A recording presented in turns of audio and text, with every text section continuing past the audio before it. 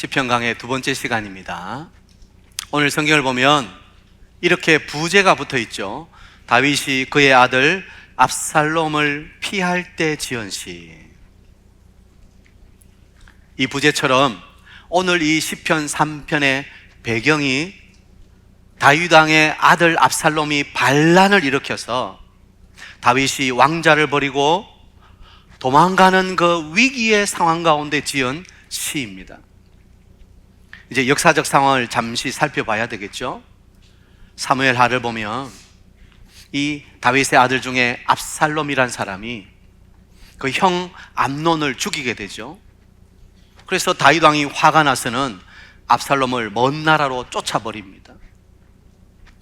이 압살롬이 3년 동안 외국에서 생활하다가 겨우겨우 돌아왔는데 아버지 다윗이 얼굴을 보기를 싫어합니다. 2년 동안을 자기 얼굴을 안 보는 거예요. 그러니까 아들 압살롬 마음에 아버지에 대한 섭섭함, 그 섭섭함이 이제는 미움으로, 그 미움이 분노로, 그래서 아들이 아버지를 끌어내려야 되겠다, 역모를 꾀하는 거예요. 사무엘하 15장 1절에 보면 그 후에 압살롬이 자기를 위하여 병거와 말들을 준비하고 호위병 50명을 그 앞에 세우니라. 군대는 다 왕에게 속해야 되는데 이 압살롬이 자기를 위해서 따로 군대를 딱 준비하는 거예요. 그리고는 성문 앞에 서서는 왕에게 어떤 문제를 가지고 송사거리를 가지고 오는 이스라엘 백성들을 딱 막았습니다. 왕이 너무 바빠서 당신의 이야기를 들어줄 시간이 없어요. 그러니 나에게 말해. 내가 다 들어줄게. 그리고는 백성들의 마음을 하나씩 둘씩 훔치기 시작하는 거예요. 6절에 보면 압살롬의 행함이 이와 같아서 이스라엘 사람의 마음을 압살롬이 훔치니라. 여러분, 왕자가 결국 백성들의 마음을 훔쳐서 뭘 하겠다는 거예요? 지가 왕자리에 앉겠다는 거죠. 결국 이 압살롬이 헤브론으로 내려가서 반역을 일으키는 거예요. 그 소식이 다윗에게 들려집니다. 15장 3절을 보면, 13절을 보면 전령이 다윗에게 와서 말하되 이스라엘의 인심이 다 압살롬에게로 돌아갔나이다. 쉽게 말하면 반란이 일어났습니다, 그 말이에요. 아들 압살롬의 반란 소식을 들은 다윗의 마음이 어떻겠어요? 가장 가까운 가족 아들에게 배신을 당하고 반란이 일어나서 이 왕자를 차지하기 위해서 진격해 온다는 소식을 들은 다윗의 마음은 무너져 내리는 거죠. 14절을 보면 다윗이 이렇게 말합니다. 다윗이 예루살렘에 함께 있는 그의 모든 신하들에게 이르되 일어나 도망하자. 그렇지 않으면 우리 중 한 사람도 압살롬에게서 피하지 못하리라. 빨리 가자. 두렵건대 그가 우리를 급히 따라와 우리를 해하고 칼날로 성읍을 칠까 하노라. 다윗은 아들의 반란 소식을 듣고 두려움에 사로잡히는 거예요.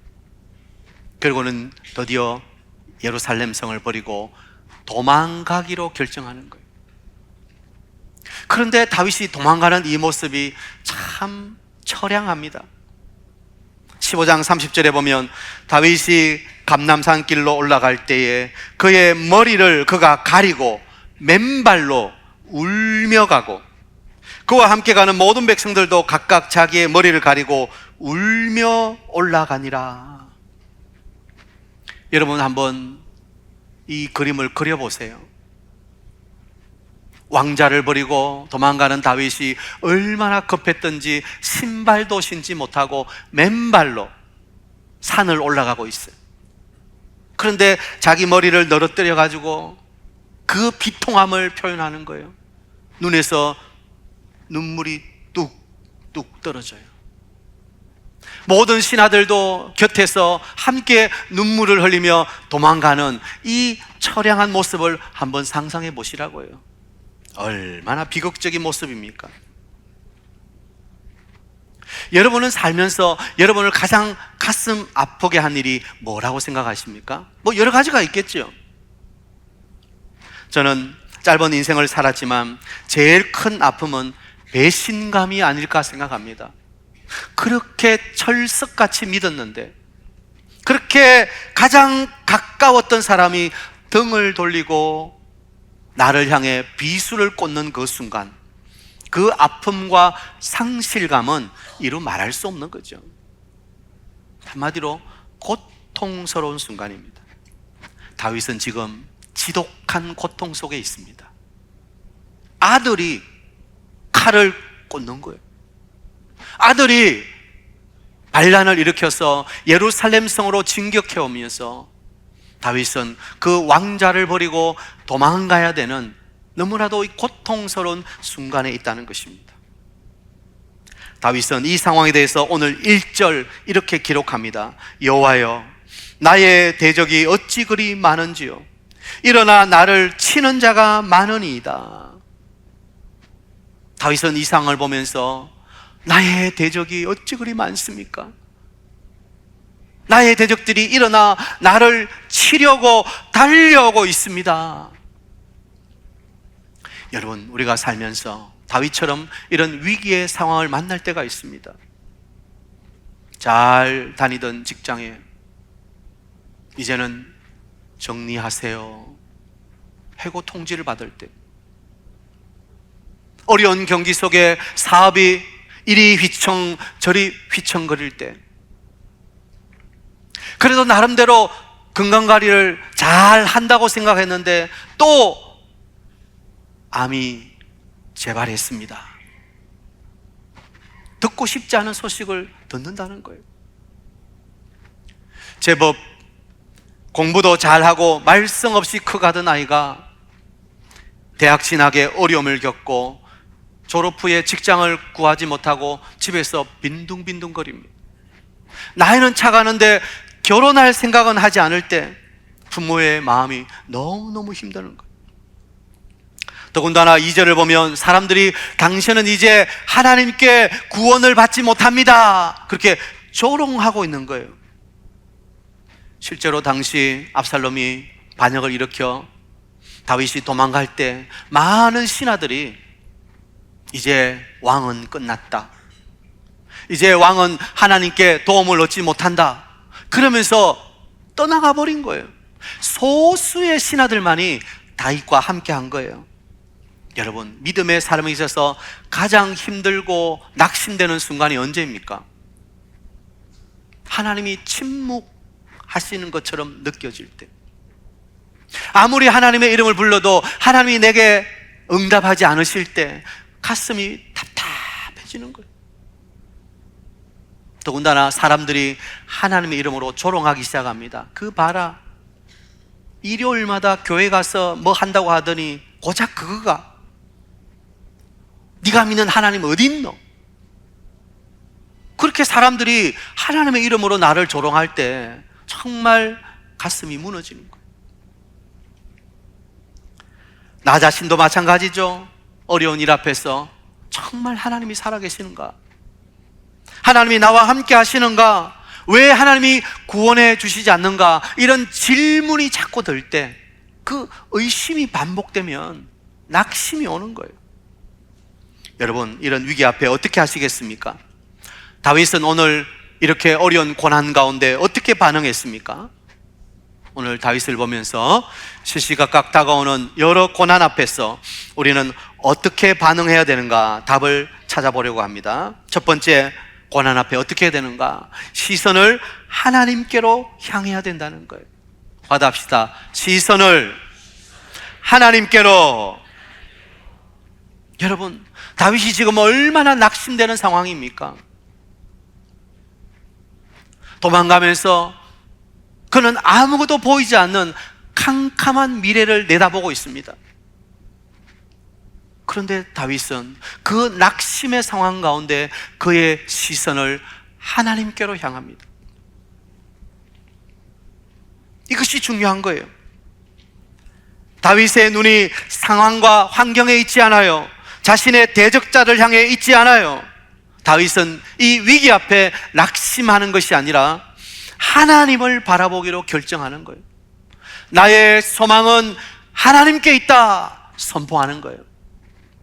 시편 42편 11절, 내 영혼아 내가 어찌하여 낙심하며 어찌하여 내 속에서 불안해하는가? 너는 하나님께 소망을 두라. 이전 개역 한글 성경에는 이 하나님께 소망을 두라, 이것을 하나님을 바라라. 낙심되고 상황이 꽉 막혀 있을 때 다윗은 하나님을 바라보겠다, 그렇게 결정하는 거예요. 여러분, 언제나 시선이 중요한 거예요. 내 시선이 어디로 향하고 있는가? 우리는 보통 어려운 상황에 빠지면 거기에 매몰되기가 쉬워요.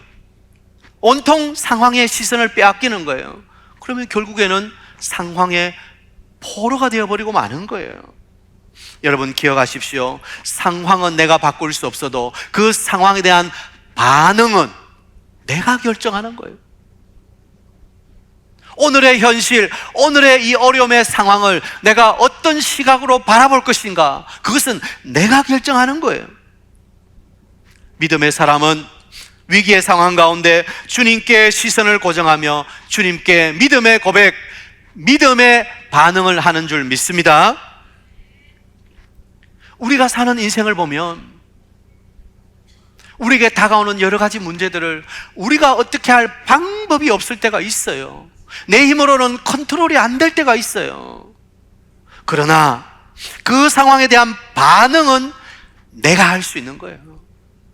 어떻게 반응하는가, 그건 내가 결정하는 거예요. 믿음의 사람은 위기의 상황에서도 주님을 향한 믿음의 반응을 해야 된다는 거예요. 자, 다윗을 볼까요? 다윗은 3절에 뭐라고 그럽니까? 여호와여, 주는 나의 방패시요 나의 영광이시요 나의 머리를 드시는 자입니다. 상황은 힘들어요. 꽉 막혀 있어요. 지금 도망갈 수밖에 없는 고난이에요.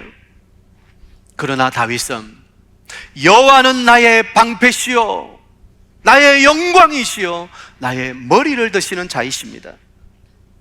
최악의 상황에도 하나님을 신뢰하는 믿음의 반응을 하고 있는 거예요.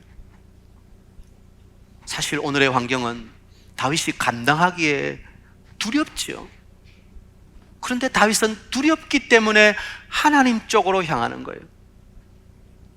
어떤 사람은 두렵기 때문에 자꾸 문제 쪽으로 시선이 향해요.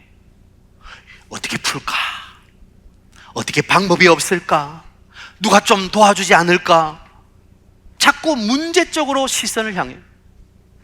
그러나 믿음의 사람은 눈을 돌려서 하나님께로 그의 시선을 향해야 되는 거예요. 어느 쪽으로 반응하는가, 방향이 중요한 거예요. 하늘을 향해 하나님을 찾는지, 아니면 불평하고 원망하고 그래 끝났어, 안 돼, 어떻게 반응하는가, 그게 우리의 미래가 달려있는 거예요. 다윗은 하나님이 나의 방패가 되어주신다는 거예요. 여러분, 방패가 뭐예요? 아무리 적들이 화살을 쏘아대도 방패 뒤에 딱 숨어 있으면 안전한 거예요. 하나님이 나의 방패가 되어주고 나를 보호해 주신다는 거예요. 하나님이 나의 영광이 되어주신다. 나를 더 이상 수치스럽게, 나를 더 이상 비굴해지지 않게 하시고 내 영광을 회복시켜 주실 것이다. 내 머리를 들어주신다. 우리가 언제 고개를 숙입니까? 실패했을 때 고개를 숙이는 거예요. 학교 다닐 때 시험을 쳤는데 성적이 엉망이야. 그런데 옛날에는 통지표를 부모님께 보여드리고 부모님 도장을 받아와야 돼. 그래서 다시 학교에 내야 돼. 떨리는 손으로 이 통지표를 들고 아버지 앞에 가. 고개를 푹 숙여 죄송합니다. 이번 시험 좀 못했습니다. 그럼 아버지가 이놈의 자식이 뭐 괜찮다. 시험 뭐 입만 있나. 다음에 잘하면 되지. 고개 들어라. 그러면 고개 들고 힘이 나는 거예요. 여러분 사극 보셨잖아요. 왕들 앞에 신하들이 쫙 있어요. 어떻게 해요? 고개를 빳빳하게 왕 앞에 쳐들고 있는 신하 있습니까? 왕 앞에는 다 고개를 숙이고 있어요. 그런데 임금이 총애하는 신하에게 고개를 들라. 그러면 그 신하는 얼마나 영광스럽겠어요. 여러분, 만왕의 왕이신 하나님께서 우리에게 고개를 들어라 말씀해 주시는 거예요. 그러면 된 거 아닙니까? 다윗은 그 하나님을 믿고 그 하나님을 향해서 시선을 고정하고 있는 거예요. 전능하신 만왕의 왕 여호와께서 고개를 들어주실 것이다, 그것을 믿고 있는 거예요. 이러한 다윗의 고백은 예수님께서 십자가의 죽으심으로 모든 죽음의 권세를 깨고 승리하셨듯이 우리에게도 승리의 확신을 노래하게 하는 거예요. 로마서 8장 36절 보면 기록된 바 우리가 종일 주를 위하여 죽임을 당하게 되며 도살당할 양같이 여김을 받았나이다 함과 같으니라. 37절 여러분 읽습니다. 그러나 이 모든 일에 우리를 사랑하시는 이로 말미암아 우리가 넉넉히 이기느니라. 할렐루야. 우리는 실패한 자처럼, 우리는 끌려가서 이제 곧 죽어야 될 양처럼 이제 끝났네, 이제는 정말 죽었네, 그 순간에 그러나 이 모든 일에 우리를 사랑하시는 이로 말미암아 우리가 넉넉히 이기느니라. 이게 믿음의 사람인 거예요.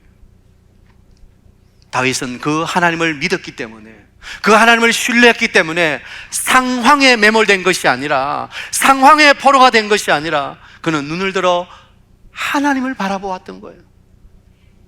우리의 시선을 어디로 향하느냐, 너무너무 중요한 거예요. 고난의 터널 뒤에는 찬란한 태양이 비치고 있습니다. 제가 자주 말씀드리잖아요.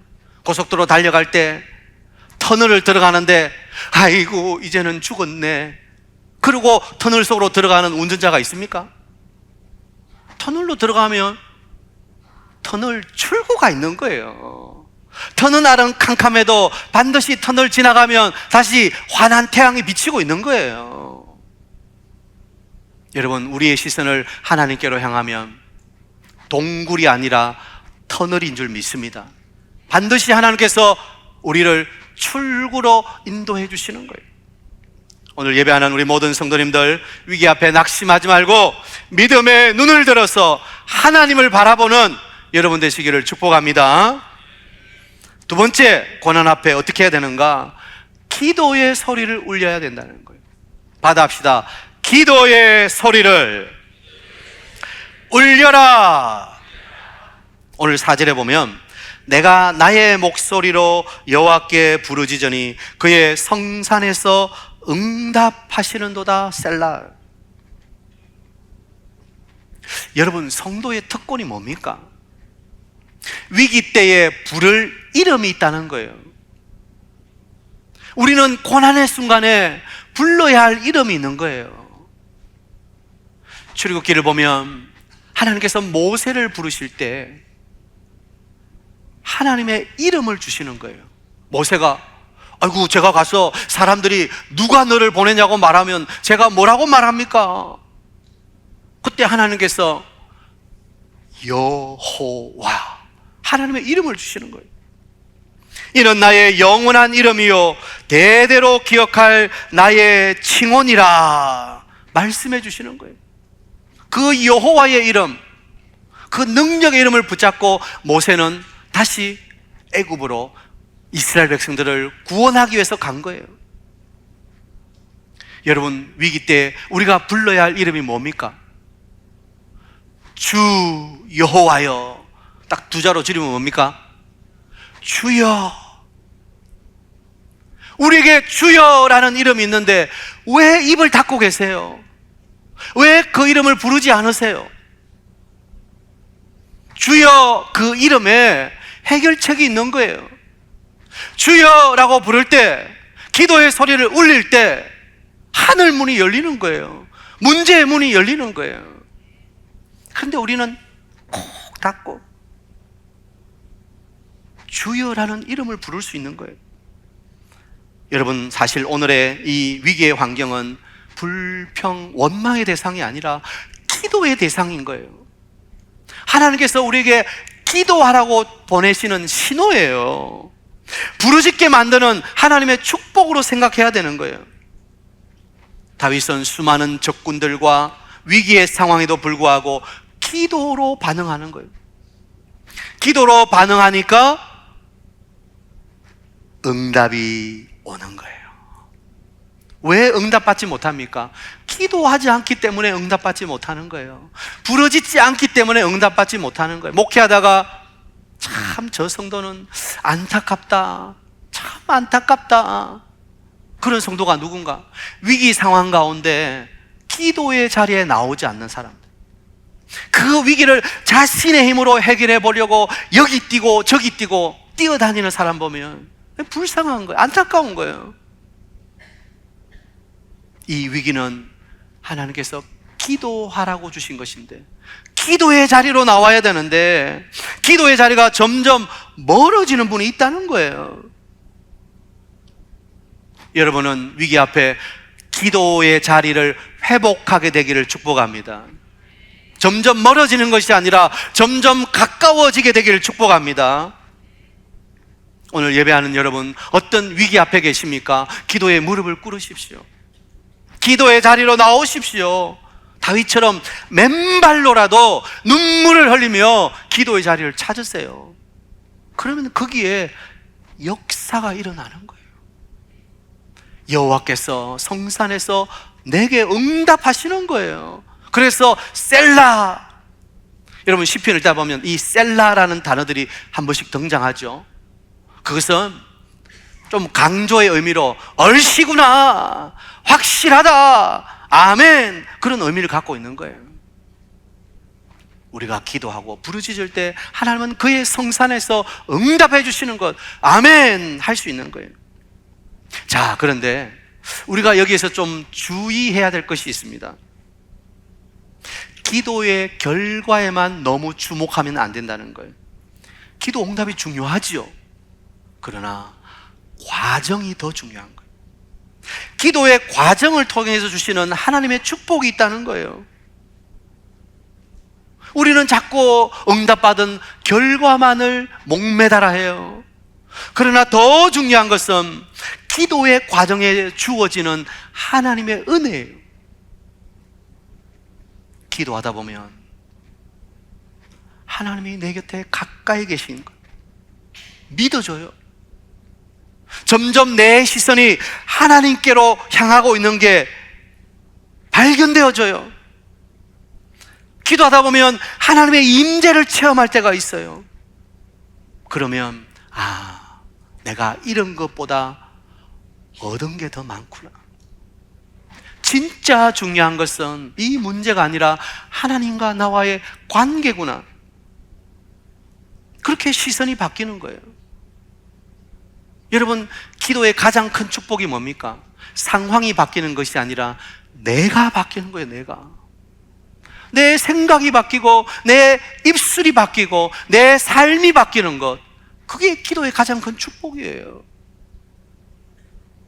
그러므로 부르짖어 기도할 때 기도의 결과 응답에만 주목하지 말고 기도하면서 변화되어가는 나 자신에게 주목할 필요가 있는 거예요. 그러면 조여오는 그 상황의 압박 속에서도 자유할 수 있게 됩니다. 그러면 찬송이 터져 나오게 되는 거예요. 사랑하는 성도 여러분, 어떤 위기 속에서도 기도의 소리를 울리시기를 바랍니다. 옛날에 우리 전해 내려온 그 이야기에 보면 여러분 다 아시잖아요. 호동 왕자와 낭낭공주, 저 자명고를 이렇게 하면서 자명고는 적이 오면 자동적으로 북이 막 울려. 그죠? 그런데 그 왕자의 꼬임을 받은 공주가 자기 나라의 자명고를 찢어버려. 적이 오는데도 아무도 몰라. 나라가 망하는 거예요. 기도의 소리가 울리지 않으면 우리의 원수 마귀가 우리한테 다가와도 모르고 그냥 자는 거예요. 기도의 소리가 울려야 되는 거예요. 저는 여러분에게 기도의 소리가 울리는 축복 있게 되길 바랍니다. 우리의 기도는 하나님께 올려드리는 119 응급전화예요. 사이렌.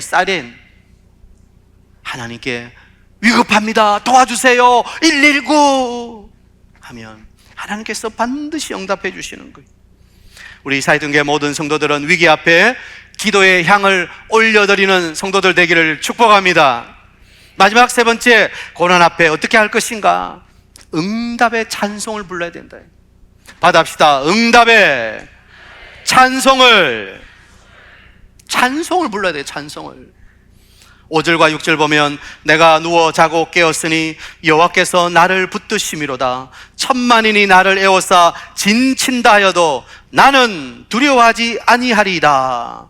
다윗이 기도하니까 하나님 주시는 응답, 확신, 평안이 오는 거예요.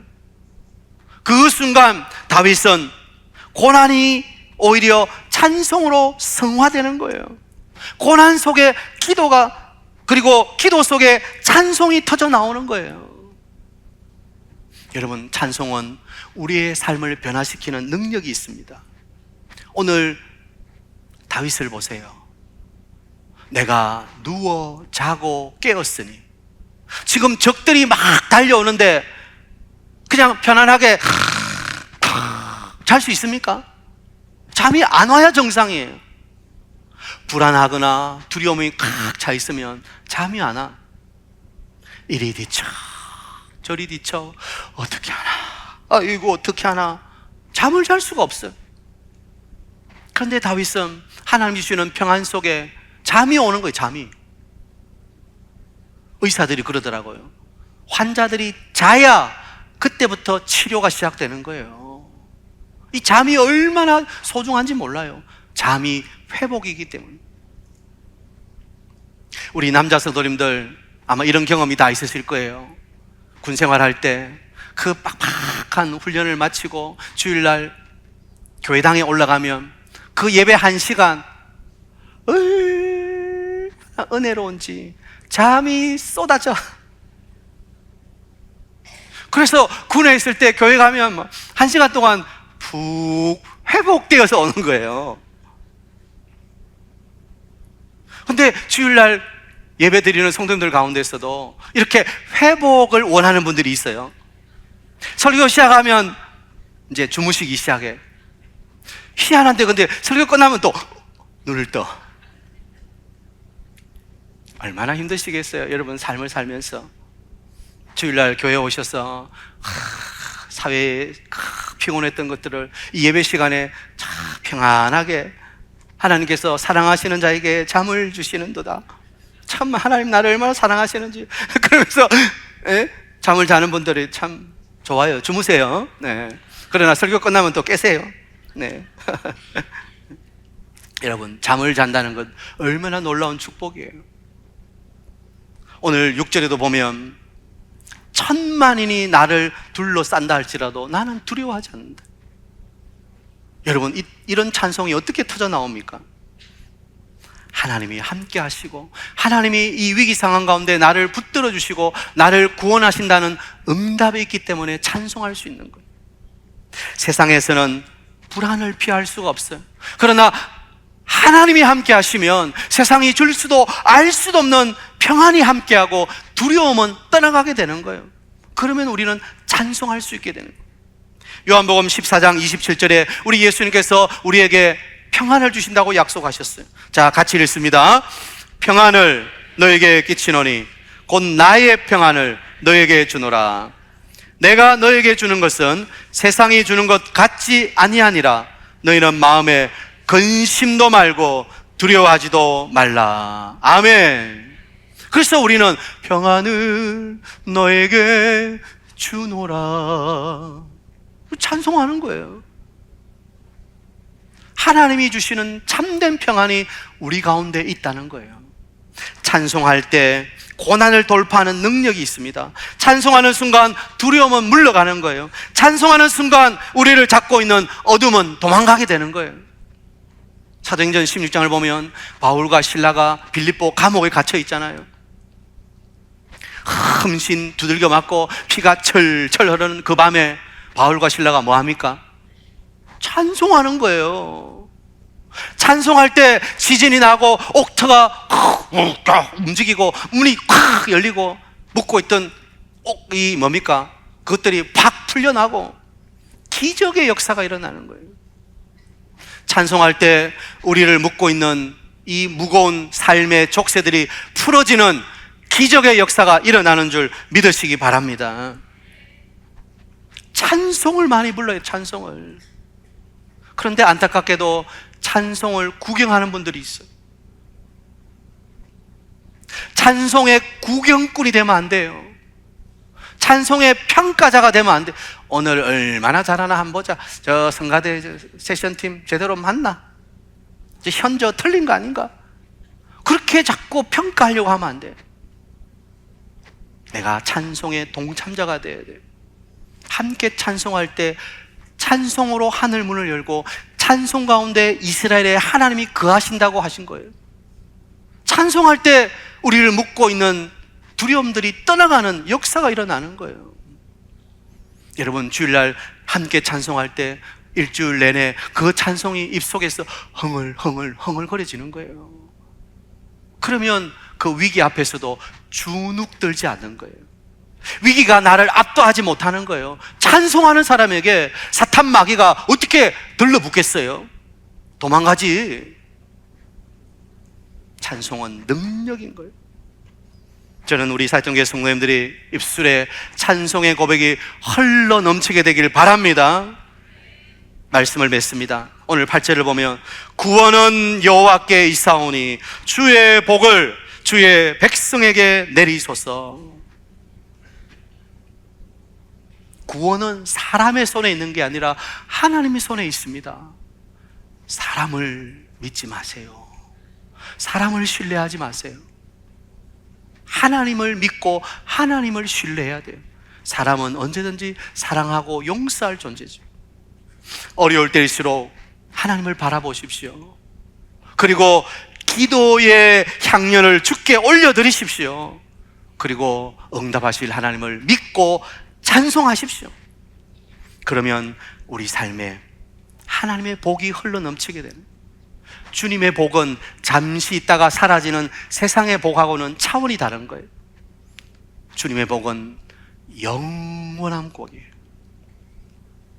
저는 우리 성도님들이 위기와 고난 가운데 시선을 하나님께로 향하고 기도의 소리를 올리고 그리고 응답을 확신하고 찬송을 불러서 최악의 상황에서도 최고의 하나님을 만나서 최선의 찬양을 부르는 여러분 다 되시기를 주의 이름으로 축복합니다.